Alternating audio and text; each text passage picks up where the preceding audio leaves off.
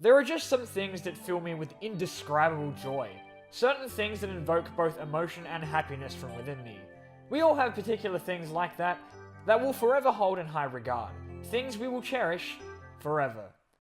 In this episode, we're covering Transformers Animated. Transformers Animated, at the time of its release, was an incredibly controversial and widely debated Transformers show. Fast forward 10 years later, and Animated is considered one of the best Transformers shows, and for good reason. Though initially appearing as a show significantly dumbed down for kids, Animated proved itself to be one of the better Transformers shows, with a surprisingly eccentric and brilliantly written plot, likable and appealing characters, and overall it was just fun. I have a pretty significant amount of nostalgia for this show, and no matter how many times I watch it, I will always feel joy when I sit down to watch an episode. So in this video, I'm going to delve a little bit into why Transformers Animated is as revered as it is. Starting with... Before I start gushing over all of the characters and stories, I feel I should start by talking about how massively different Animated is when compared to every Transformers show before it. Animated took some massive risks, unlike this series had ever seen. The first and most obvious change is the animation that was the deciding factor for many when judging this show. However, the Teen Titans and Omniverse animation style becomes one of the show's greatest aspects, as it easily accommodates for the massive cast of characters, allows for expressive and emotive facial expressions, and results in the dynamic and smooth fight scenes. Although, one nitpick I do have with the art style is the chins. It's impossible to not talk about it. Seriously, whose idea was this? 90% of Sentinel Prime's character is a chin. Besides the animation style, Animated completely reinvented the usual Transformers formula by changing Optimus into a young and inexperienced space bridge mechanic, along with his crew of familiarly different characters. Ratchet is now an elderly and grumpy war veteran, Prowl is a silent but deadly ninja bot, and Bumblebee is... well, Bumblebee is still Bumblebee, just... louder. Ultra Magnus is the leader of the Autobots in this show, not Optimus, and the series is set in a post-war setting, with the Autobots winning the war and having banished the cons off the planet. They were all very rapid changes to what we were used to, and initially they caught me a little off guard. But as time has passed, I've come to appreciate just how much they managed to make this different formula work. It was clear there was a lot of effort put into building this world, and the changes don't ever come off as trying to make the characters more appealing for children. Animated is a perfect blend of a new take on the Transformers formula, mixed in with a ton of references to previous works to allow those new to the series to ease into it reasonably well. The writers clearly did their research, because Animated arguably has the most Transformers references in it out of every TF show, housing returning characters, a hell of a lot of cameos, and familiar artifacts and weapons. The creators took a huge gamble with Animated, and initially there was certainly an outcry when it was announced. And to be honest, I can't blame anyone for initially being skeptical of the show. At first glance, Animated does appear to be a worse version of Robots in Disguise, which we all know isn't possible. But the show reveals itself to be a complex and interesting mix of humor, character development, and extremely well-written plot. There are still plenty of people who claim that Animated is the worst thing that has ever happened to the franchise. Man, have I had fun dealing with those comments. But overall, Animated has proved itself to be one of the better Transformers cartoons. Okay, now we can get to the gushing. Despite coming off as a stupid cartoon for babies for many people, Transformers Animated has some of the coolest, darkest, and most interesting stories in the entire Transformers series, and the show has many memorable twists and turns in the narrative. Every reference is intentional. Each bit of foreshadowing is subtle yet right in your face. The storytelling is ingeniously written and animated, and the show continued to surprise me as it went on with how fantastically written the stories were. One of my favorite reveals in the show is the Autobots' ship being Omega Supreme. That was absolutely amazing. And of course, everything to do with Sari's big reveal. But we'll get to that. Animated proved time and time again that despite its colourful exterior, it wasn't going to shy away from telling a mature and serious story. And while I don't think that everything needs to be dark and mature, Animated managed to incorporate these themes into the show very well without making it seem sudden. And it certainly did add to the show's heavy emphasis on storytelling. Animated is a more superhero show than anything, spending the majority of its first season pulling punches in terms of what was to come. A majority of the Autobots' initial adversaries are human villains, which is something I have always hated in Transformers. I'm looking at you, Circuit Breaker, you piece of shit! It made for some entertaining episodes, and I feel it could have been a lot worse. I admit the human bad guys weren't terrible. Except for the headmaster. Yes! I am so... I enjoyed them for what they were worth, and they did drive home that superhero theme the show originally had. However, what this did do for Animated was make the times the Decepticons actually did show up even more interesting. As time went on and the show progressed, the Decepticons soon became the usual villains instead of some random human villain, so thankfully Professor Princess didn't stick around for long.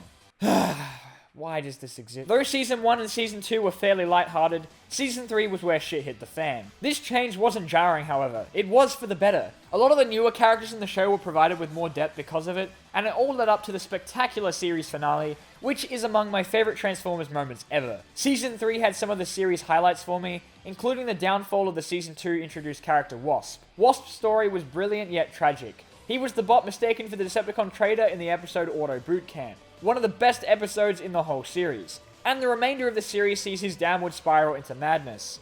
Or Waspinator-ness, which is just essentially the same thing. The reveal of Long Arm as Shockwave was absolutely brilliant. I know it was pretty obvious in the episode that Wasp was just a red herring. Having Long Arm as Shockwave was amazing. And Shockwave's continued exploits were very much shocking. Blur's demise and the attempted assassination of Ultra Magnus very much took me by surprise, but there were fantastic twists in the narrative. This was what pretty much shushed anyone still claiming Animated was only for babies. The fights in Animated were usually condensed for the sake of keeping the focus on the characters, but when the show let loose, holy crap, it was spectacular. The battle between Megatron and the Autobots in the Megatron Rising arc was friggin' amazing. I never thought they would be able to have such an amazing fight with this animation style, but once again, Animated managed to prove me wrong. Animated also eliminates the overused and tiresome concept of the Autobots having to hide themselves from humans, instead having them pose as superheroes for the city of Detroit. A Detroit of the future, where robots and machines are commonplace. This allows for the Autobots to not stand out as much, as well as making some of the inventions in the series seem a little bit more plausible.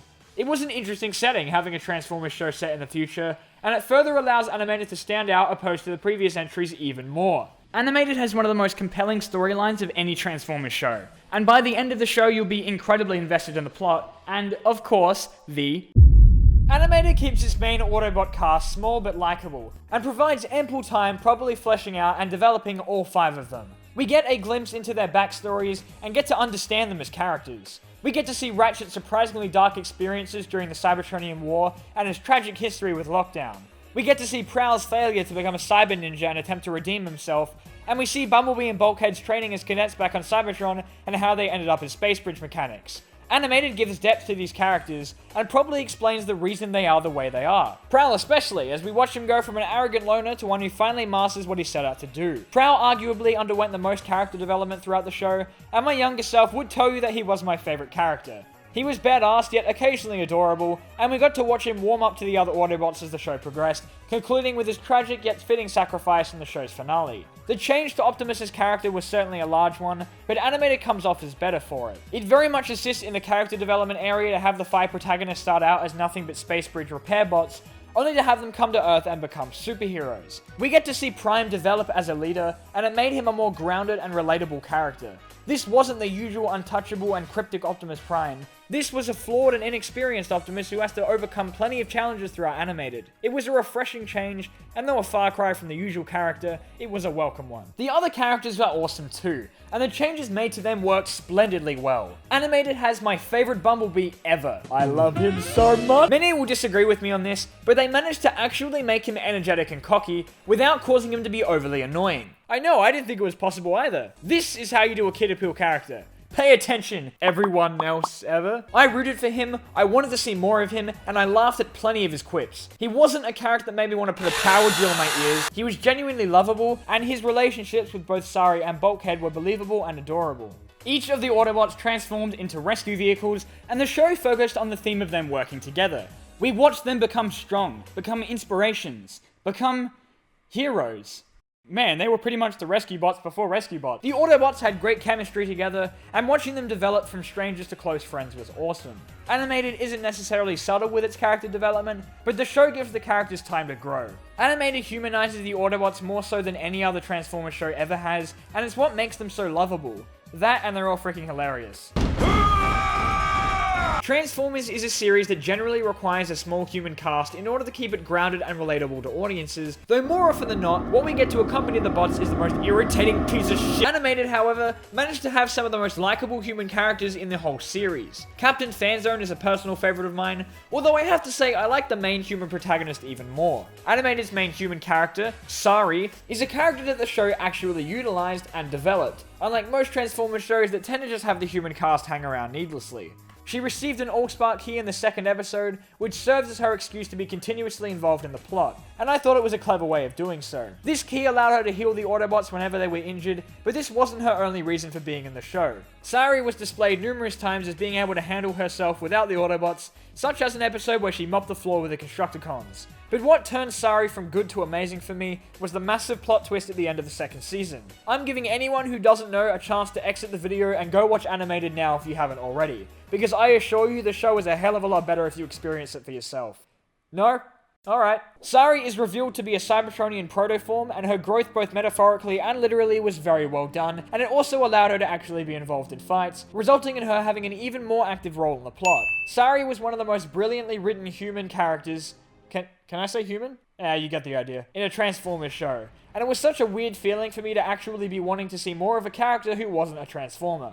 Moving on to the Decepticons, Animated does a fantastic job establishing the Decepticons as genuine threats, and each one was shown as more than capable of taking down the entire Autobot team. I love how a majority of them tower over the Autobots. It made each of them seem just that much more dangerous. Each of the Decepticons were so different from one another, and though not quite as charismatic as the ones in Prime, the best part of the animated Decepticons is that they always seem like a threat to the Autobots. As the show makes very clear, the Decepticons are warriors and the main Autobot cast is not, meaning that each of the Decepticons can very much hold their own. This is what makes the Autobots' victory just that much more triumphant. They're also each much more than just a problem for the Autobots to take down. Each Decepticon was distinct and charismatic, and all of them were very likable. Blitzwing and Lugnut served as the show's inevitable silly Decepticon duo, in the footsteps of Demolisher and Cyclonus, but the difference is that they're actually good. Lugnut's undying dedication to the Decepticon cause was hilarious, as was Blitzwing struggling to put up with his partner's reckless demeanor. Blitzwing himself was a character I just didn't find myself liking very much,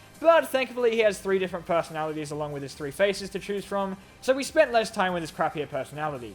Lockdown was Animated's first original character, and he has since become a staple in the franchise. He was incredibly threatening and unnerving, and I recall my younger self being terrified of the fact that he would collect the Autobots as mods. He and Ratchet's history was an intriguing plot point, and he made for an all-round sinister villain. The usual throwaway characters had surprising depth as well, including Black Arachnia, who we get to see was once the Autobot Elita 1, and was close with Sentinel Prime and Optimus. Animated's reimagining of Soundwave was cool too, and the episodes he appeared in were a treat, even though his plot thread was left inconclusive by the end of the show. Now, I know I said this was the best Megatron, and that's still true, because this is the bestest Megatron. The Megatron in Animated is chilling, violent, eerily intelligent and competent, and ridiculously powerful. It was a little irritating to have him spend an entire season sitting idly as a head, but it showed how cunning he was to manipulate Professor Sumdac to get himself out of his predicament, pulling the strings behind most of the villains the Autobots had to fight. This all built up towards the fantastic Megatron Rising 2-parter. The show spent a lot of time stirring up hype for his return, and Animated didn't disappoint. Megatron's curb stomping of the Autobots and execution of Starscream were fantastic and such shocking and exciting scenes. Also, on that, this Megatron did the one thing every other Megatron is too stupid to do. Kill Starscream. Unfortunately for him, the Starscream in this show didn't go down easily. Tom Kenny as Starscream was a perfect casting choice, as it causes Starscream to become both a cunning and hilarious villain. And I personally think that Animated does the whole immortal Starscream thing way better than G1. It leads to the hilarious scenes of him constantly dying, and the Allspark piece keeping him alive felt like a much more reasonable explanation for his invulnerability, and also leads to his tragic yet satisfying demise in the finale of the show. Overall, Animated has one of the most memorable and lovable casts in a Transformers show, and I found myself laughing when they laughed, cheering them on in battles, and grieving the ones that didn't make it through the entire adventure. Animated was a fantastic blend of ideas and concepts that were executed so well, that it overshadowed the jarring changes the show had.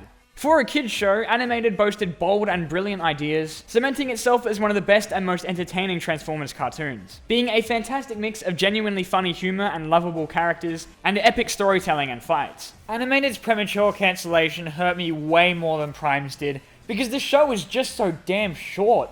Though like Prime, while Animated received a fairly conclusive ending for the main plot, plenty of side stories were left unresolved, and, quite frankly, I really didn't want to say goodbye to these characters.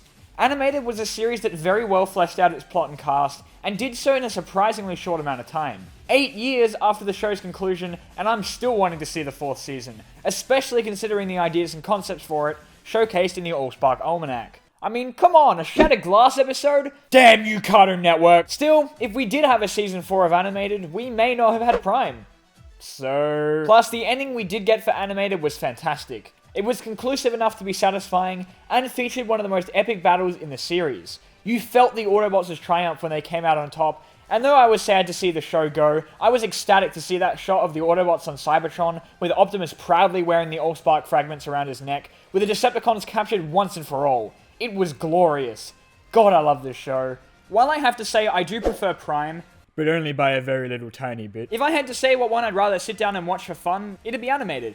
Though Animated has long since concluded, its legacy lives on. Hell, the Animated Expanded Universe is gigantic. Pretty much any Transformers character you can think of has an animated incarnation. I mean, have you seen Skybite? Fans and official material continue to reference it, and earlier this year, an official comic continuation of Animated was released. Quite frankly, Animated may be gone, but it is far from forgotten.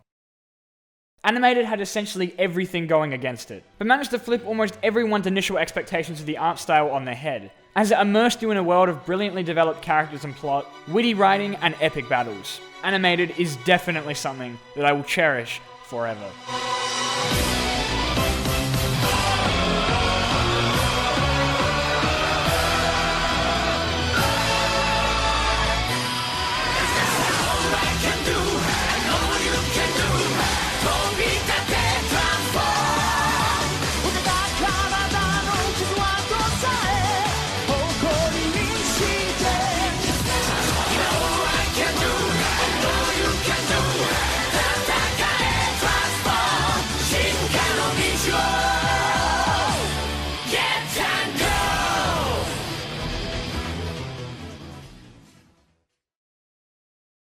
Okay, you may know how great the American animated intro is, but have you heard the German version of the theme song?